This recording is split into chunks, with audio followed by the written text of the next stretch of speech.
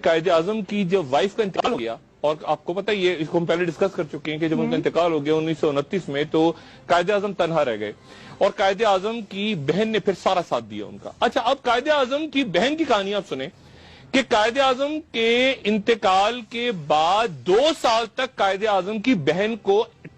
تقریر کرنے کی اجازت نہیں تھی، پبلک میں وہ تقریر نہیں کر سکتی تھی، ان پہ حکومت نے بین لگایا ہوا تھا فاطمہ جناح پہ، جن کو مادر ملت کہتے ہیں۔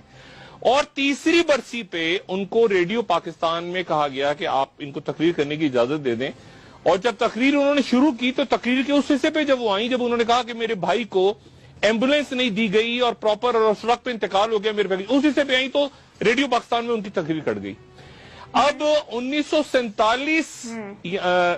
میں پاکستان بنا اور 1948 میں قائد اعظم کا ہم جانتے ہیں کہ ٹیوبرکلوسس یا تبدک سے ان کا انتقال ہو گیا۔ اب اس سے لے کے اس وقت سے 1948 سے لے کے 1965 تک محترمہ فاطمہ جناح گمنامی کی زندگی گزارتی رہی اپنے، اور یہ ان کے انتقال، جس دن ان کا انتقال ہوا، یہ اس دن کا جنگ اخبار ہم اپنے ٹی وی پہ ناظرین کو دکھا رہے ہیں، اور اس دن ہنگامے بھی پھوٹ پڑے اور آگ لگا دی لوگوں نے اور لاکھوں لوگ تھے، اور یہ اس دن کے اخبارات کی میں فوٹیج آپ کو دکھا رہا ہوں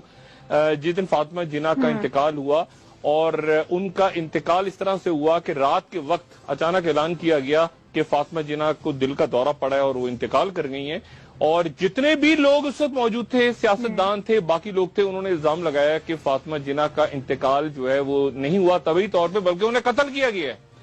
یہ الزام لگایا گیا کہ انہیں قتل کر دیا گیا ہے، اور یہ پھر جنگ اخبار میں آپ کو دکھا رہا ہوں 1972 کا جنگ اخبار،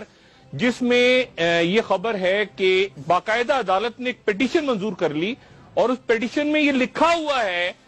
یہ ہمارا عدالتی نہیں ہماری تاریخ ہے، اس پیٹیشن میں لکھا ہوا ہے کہ محترمہ فاطمہ جناح کو کے آخری دیدار کی اجازت نہیں دی حکومت وقت نے، اور غسل دینے والا جو ہے وہ یہ کہہ رہا ہے کہ جی فاطمہ جناح کے جسم پہ گہرے زخموں کے نشان تھے، ان کے پیٹ میں ایک سوراخ تھا جس میں سے خون بہ رہا تھا، اور